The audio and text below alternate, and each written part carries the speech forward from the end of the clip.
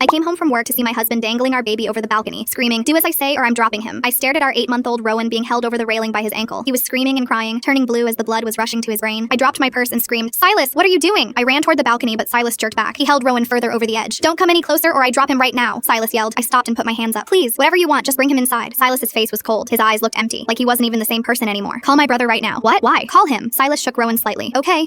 My hands were shaking so bad I could barely hold my phone. "Why do you want me to call Knox?" Silas stared at me. "I know you've been sleeping with him. Call him. Tell him to come here, right now." My stomach dropped. "I'm not. Silas, that's your brother. I would never do that. Call him now or I drop Rowan." I called Knox. "Hey, what's up? You need to come to our apartment right now." My voice was shaking. "It's an emergency. Please hurry." 15 minutes felt like 15 hours. Silas stood on the balcony holding Rowan over the edge the entire time. Rowan was screaming so hard he could barely breathe. Knox burst through the door. "What's happening?" He saw Silas on the balcony with Rowan. His face went white. "Silas, what are you doing?" "That's your son. You two have been sleeping together. Admit it." Knox's mouth dropped open. "What? No, that's insane. Don't lie to me," Silas screamed. "We're not lying." I was sobbing. "Prove it. Show me your text messages, both of you." We both pulled out our phones, showed him everything. Our texts were just normal stuff. Silas looked at the messages, then he looked back at us. "You deleted them. Show me your bank statements." Knox pulled up his banking app. "Look, no hotel charges, nothing suspicious." Silas kept shaking his head. "You're lying. I know you are. You hugged her too long at Christmas. You smiled at her at my birthday party. You drove her home from work." Knox looked desperate. "That's because I'm your brother." But Silas wouldn't listen. No matter what we said, he just kept saying we were lying. Then his voice got quiet. "Calm. Fine. Since you're both lying to my face, you're going to pay me." "What?" I couldn't breathe. "Transfer me all your money, both of you. Every single account, right now, or I drop him." "Silas, please, now." Knox and I both grabbed our phones. We were crying and shaking, but we did it. I emptied everything. $53,000 gone. Knox transferred everything he had too. Silan, then he looked up at us. "Thank you." And then he let go of Rowan, just opened his hand and dropped my baby off the third-floor balcony. My scream didn't even sound human. It was like something ripped out of my chest. Silas ran inside. He shoved Knox hard into the wall. He shoved me to the floor. Then he ran out the front door. I scrambled to my feet. I ran for the stairs. I couldn't think. I couldn't breathe. I just ran. Down the stairs. 3 flights. As fast as I could go. I burst outside into the parking lot. I expected to see my baby's body on the pavement. I expected to see blood. But when I got there was nothing. No baby. No body. Just empty pavement. "Rowan!" I screamed. I ran around looking everywhere. Under cars. In the bushes. "Rowan! Where are you?" My baby was gone. Just gone. And Knox was gone too. I looked around. His car wasn't in the parking lot anymore. He disappeared. A neighbor heard me screaming. She came outside. "Are you okay? What's wrong?" "My phone. I need a phone." I grabbed hers with shaking hands. I called 911. "My boyfriend dropped my baby from the balcony. I can't find him. Please help me." The police came in 6 minutes. "Ma'am, we need you to explain what happened." I told them everything through sobs. The accusation, the money. The officer looked confused. "Ma'am, there's no body here." "I know. Where's my baby?" They pulled up the building's security footage right there on a laptop in the parking lot. The footage showed our third-floor balcony. It showed Silas holding Rowan over the edge, him letting go. Then the camera angle switched to the ground. An older woman was standing directly below, right where Rowan would fall. She caught Rowan in her arms. I recognized her immediately. "That's Vivian. That's his mother." The footage showed Vivian running to a van with Rowan in her arms. Silas ran out of the building and jumped in. The van sped away. More footage showed Knox leaving through the back exit during all the chaos. His car was gone. "They planned this," I whispered. "All 3 of them." Everything hit me at once. Vivian always hated me. She always said I was too young to be a mother. She told Silas she'd raise Rowan better. Silas had been asking about my savings for weeks. They created the fake affair story. They robbed me and took my baby anyway. I collapsed right there in the parking lot. The officer handed me his phone. "Is there someone we can call?" I thought of Marlo, my best friend. I dialed her number. They took Rowan. Silas and Vivian took him. "I'm coming right now. Cade will help." Cade, her husband, high-ranking military intelligence. Full story on channel linked below.